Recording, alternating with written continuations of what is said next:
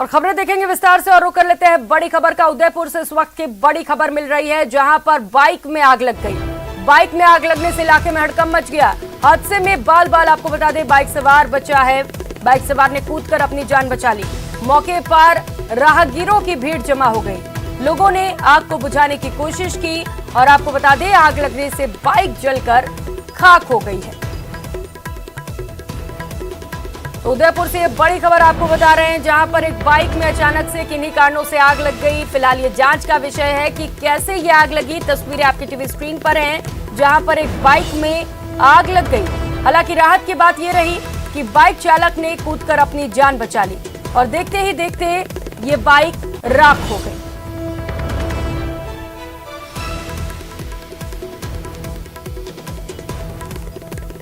तो उदयपुर से ये बड़ी खबर आपको बता रहे हैं, जहां पर एक बाइक में आग लगी। वजह क्या रही, किन वजहों से ये आग लगी, ये जांच का विषय है। लेकिन तस्वीरें आपको टीवी स्क्रीन पर दिखा रहे हैं और आग लगने से क्षेत्र में हड़कंप मच गया। और कोटपुतली से खबर है, जहां पर एक पेपर मिल में आग लगी। फायर ब्रिगेड ने आग पर काबू पा लिया है। पेपर मिल के यार्ड में बताया जा रहा है कि आग लगी थी। केशवाना में कृष्णा पेपर मिल का ये पूरा मामला है। तो आग लगने के बाद तुरंत दमकल की टीम को इसकी सूचना दी गई और समय रहते दमकल की टीम मौके पर पहुंची और आग पर काबू पा लिया गया। हालांकि बताया जा रहा है कि इस आग में लाखों का नुकसान हुआ है। और खबर बीकानेर के लूणकरणसर से है, जहां कांकड़वाला की एक सीएचडी स्थित एक खेत में कटी फसल में आग लगने की घटना सामने आई। अज्ञात कारणों से इस खेत में आग लग गई और 15 बीघा की ग्वार की फसल जलकर नष्ट हो गई। दरअसल किसान के खेत में ग्वार की कटी फसल का ढेर लगा हुआ था और अज्ञात कारणों से उसमें आग लग गई। सूखी फसल के ढेर में आग इतनी तेजी से फैली कि आग को काबू नहीं किया जा सका और देखते ही देखते किसान की आंखों के सामने उसकी मेहनत राख में तब्दील हो गई। आग ने अनुमानित 45 क्विंटल ग्वार को राख किया है। वहीं ग्रामीणों ने प्रशासन से किसानों को मुआवजा देने की मांग की है।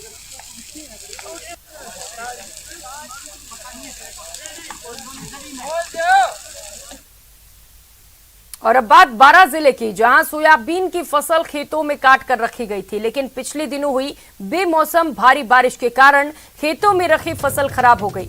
सोयाबीन के अलावा उड़द और धान की फसलों को भी भारी नुकसान पहुंचा है। फसलों में हुए नुकसान के चलते किसानों को मुश्किलों का सामना करना पड़ रहा है। बेहाल किसानों ने अपनी मेहनत की फसल को आग के हवाले कर दिया।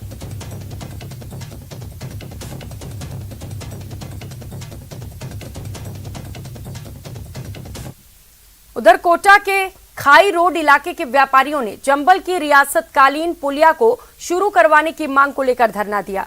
विकास कार्य के नाम से पिछले करीब 2 महीने से इस पर पुलिया पर आवागमन बंद कर दिया गया।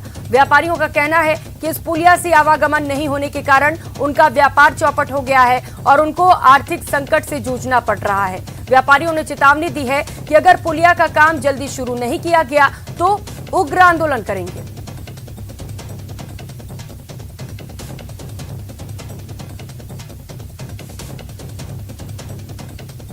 चंबल की छोटी पुलिया को शुरू करवाने की मांग को लेकर जो नयापुरा के खाई रोड के इलाके के जो व्यापारी है वो धरना पर बैठ गए हैं। और यहाँ हम आपको तस्वीरें दिखाना चाहते हैं। यहाँ जो ये चंबल की छोटी पुलिया है, यहाँ धरना दे दिया और इनकी मांग है कि यदि समय पर ये जो पुलिया है शुरू नहीं की गई तो जो है उग्र आंदोलन किया जाएगा और अनिश्चितकालीन धरना दिया जाएगा। हम यहाँ के व्यापारियों से बातचीत करते हैं और जानते हैं क्या डिमांड है आपकी। धरना दे दिया, ये मुख्य जो चंबल की सड़क कही जाती है, ये सड़क खाई रोड से कुनाड़ी को जाती है।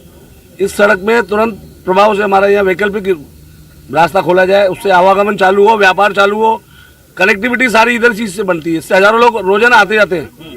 आज अगर ये चीज बंद है तो हम व्यापारी ये समझ लो खत्म हो गया व्यापार हमारा। पुरानी रियासत पुलिया है, उससे खाई रोड के व्यापारियों का उससे रोजी रोटी चलती है, उनका व्यापार होता है। जिस दिन से पुलिया टूटी हुई है ये बारिश में, इसलिए हमारा पूरा व्यापार चौपट हो गया है। हम जब तक हमारी सुनाई पूरी जाते हम यहाँ धरने पे बैठे रहेंगे। आपको बता दें कि ये नयापुरा की वही चंबल की पुलिया है जहाँ हादसे में करीब 9 लोगों की मौत हो गई थी। उसके बाद में यहाँ विकास कार्य करवाने की बात को लेकर इसी चंबल पुलिया को फिलहाल बंद कर दिया गया है, लेकिन बंद करने से आवागमन बाधित होने के बाद जो व्यापारी है उनका जो करीब 400 व्यापारियों का पर रोजगार का जो है संकट छाया हुआ है। उनका साफ तौर पे कहना है कि पुलिया शुरू नहीं होने के कारण उनको भारी परेशानियों का सामना करना पड़ रहा है और उनकी ग्राहकी नहीं होने के कारण उनको फिलहाल दुकान बंद करने जैसी स्थिति बन रही है। इसलिए जल्द से जल्द जब तक इस पुलिया का काम शुरू नहीं किया जाएगा तब तक उग्र आंदोलन किया जाएगा और इसी तरह धरने पर बैठे रहेंगे। कोटा से न्यूज 18 राजस्थान के लिए ओम प्रकाश मारू। और सिरोही के आबू रोड से इस वक्त की बड़ी खबर सामने आ रही है, जहां पर सेना की वर्दी की आड़ में शराब तस्करी की जा रही थी। पुलिस ने शराब से भरी कार जब्त कर ली है। 13 पेटी शराब बरामद किए गए। इसके साथ ही 2 आरोपियों को गिरफ्तार कर लिया गया है। आपको बता दें, आरोपियों में से एक बर्खास्त सैनिक भी शामिल है। तस्करी में सेना की वर्दी का इस्तेमाल किया जा रहा था। और रुक लेते हैं इस बीच आ रही एक और बड़ी खबर का। भरतपुर से ये बड़ी खबर है, जहां पर इंदिरा रसोई में डांस पार्टी की तस्वीरें सामने आई हैं। डांस करते युवकों का वीडियो वायरल हो रहा है। सरकार की इंदिरा रसोई योजना में पार्टी चल रही थी। नौलखा मंगा दे गाने पर डांस किया जा रहा था। 2 युवक डांस करते हुए देखे जा रहे हैं। ये वीडियो जमकर सोशल मीडिया पर वायरल हो रहा है। नगर पालिका अधिशासी अभियंता ने एक जांच कमेटी गठित की है। रूपबास कस्बे की इंदिरा रसोई का पूरा मामला बताया जा रहा है। तो तस्वीरें आपके टीवी स्क्रीन पर हैं। भूखों को भोजन कराने के लिए इंदिरा रसोई की शुरुआत की गई है और इस बीच ये तस्वीरें सामने आई हैं, जहां पर 2 युवक इस रसोई में डांस करते हुए नजर आ रहे हैं। दीपक सहयोगी हमारे साथ जुड़ चुके हैं। दीपक, क्या ये पूरा मामला और जांच कमेटी गठित की गई है, कहां तक ये जांच पहुंच पाई है? देखिए प्रियंका, इस पूरे मामले में भी जो है जांच की जा रही है, लेकिन कहीं ना कहीं जो इंदिरा रसोई जो राजस्थान सरकार ने गरीबों के भोजन के लिए चलाई थी, अब उस पर सवाल खड़े हो रहे हैं, क्योंकि उसमें डांस पार्टियां मनाई जा रही हैं। और ये पूरा जो मामला है वो रूपबास कस्बे का है, जहां पर इंदिरा रसोई में डांस पार्टी की गई और उसका जो वीडियो है वो सोशल मीडिया पर तेजी से वायरल हो रहा है। हालांकि वहां के जो नगर पालिका अधिशासी अभियंता है, उन्होंने जांच कमेटी बिठाई और उनका कहना है कि पूरे मामले की जांच की जा रही है, क्योंकि इंदिरा रसोई में इस तरह से जो है डांस करना वो गलत बात है। और उसको लेकर के अब कमेटी जांच कर रही है कि ये कौन लोग थे जिन्होंने डांस पार्टी वहां पर मनाई थी। इस पूरे मामले में जो है अब आगे की कार्रवाई की जाएगी। जी बिल्कुल दीपक, नौलखा मंगा दे गाने पर डांस चल रहा है, यहाँ पर वीडियो भी वायरल हो रहा है। क्या ये पता चल पाया है दीपक, ये लोग कौन थे? देखिए, बताया जा रहा है कि इन्होंने कोई जन्मदिन पार्टी मनाई थी और उसी दौरान जो है टीवी पर गाने चला करके नौलखा मंगा दे उस पर जो है डांस किया था। और अब जो नगर पालिका के अधिकारी उनका कहना है कि पूरे मामले में जांच की जा रही है। अभी कहा नहीं जा सकते कि ये कौन लोग थे और जिन्होंने इस तरह की जो है वहाँ पर जो है गाने चला करके डांस पार्टी की थी। अभी कुछ 10 तारीख तक जो है वीडियो बताया जा रहा है। उनका कहना है कि जांच कमेटी जो बनाई है वो रिपोर्ट देगी कि ये कौन लोग थे, उसके बाद जो आगे की कार्रवाई है वो की जाएगी। ठीक है दीपक, जांच के बाद ये पता चल सकेगा कि ये लोग कौन है और देखने वाली बात ये होगी क्या कुछ कार्रवाइयां की जाती हैं। बहुत शुक्रिया आपका इन तमाम जानकारियों के लिए।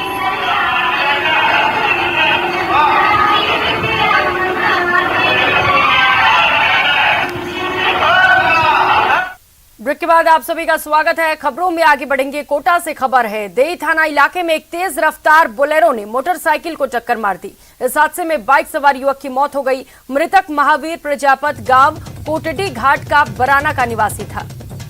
तो हादसे में उसका एक साथी सत्यनारायण मीणा भी गंभीर रूप से घायल हुआ है, जिसका उपचार निजी अस्पताल में जारी है। वहीं कोटा में 200 करोड़ के महाठगी मामले में अपेक्षा ग्रुप महाठगी प्रकरण में एकमात्र 10,000 का इनामी आरोपी को पकड़ना पुलिस के लिए चुनौती बना हुआ है। मुख्य आरोपियों में से एक और 10,000 का इनामी आरोपी सीएमडी हरिओम सुमन का फिलहाल कोई सुराग हाथ नहीं लग सका। हालांकि एसआईटी की टीम द्वारा आरोपी के संभावित ठिकानों पर दबिश दी जा रही है, लेकिन फिलहाल आरोपी के बारे में अब तक कोई सुराग हाथ नहीं लग सका है। एसआईटी की टीम पूरे मामले पर जांच में जुटी है।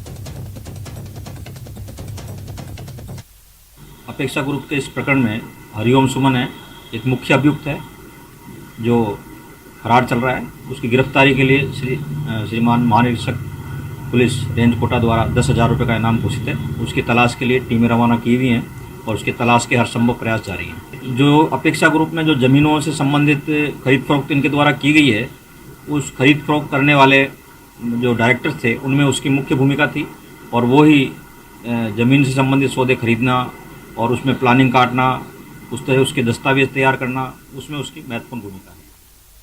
और अब बात करौली की, जहां करौली वासियों को डिजिटल बैंकिंग की नई सौगात मिली है। प्रधानमंत्री नरेंद्र मोदी ने पहली डिजिटल बैंकिंग यूनिट का वर्चुअल उद्घाटन किया। इस दौरान करौली में सांसद डॉक्टर मनोज राजौरिया, बीजेपी जिलाध्यक्ष ब्रिजलाल डिकोलिया, बड़ौदा बैंक आरएम शिवराम मीणा सहित कई गणमान्य लोग मौजूद रहे। बैंक ऑफ बड़ौदा की ओर से शुरू की गई इस डिजिटल बैंक में ग्राहकों के लिए कुल 6 टैबलेट, 2 एटीएम मशीन, 1 नकदी जमा करने के लिए अत्याधुनिक तकनीक पर आधारित मशीन, 1 पासबुक प्रिंट मशीन भी लगाई गई है। आज देश के 75 जिलों के अंदर डिजिटल बैंकिंग सेवाओं का आज प्रधानमंत्री जी ने लोकार्पण किया, जनता की सेवा में समर्पित किया। डिजिटल बैंक के माध्यम से आम जन को न सिर्फ बैंक खातों में लेन देन में सुविधा होगी, बल्कि बैंकिंग की समस्त सुविधाएं मोबाइल के माध्यम से उसकी जेब के अंदर होगी। देश में जो 75 DBU ओपन हो रहा है, इसमें अभी राजस्थान में 4 आज ओपन हो रहा है DBU।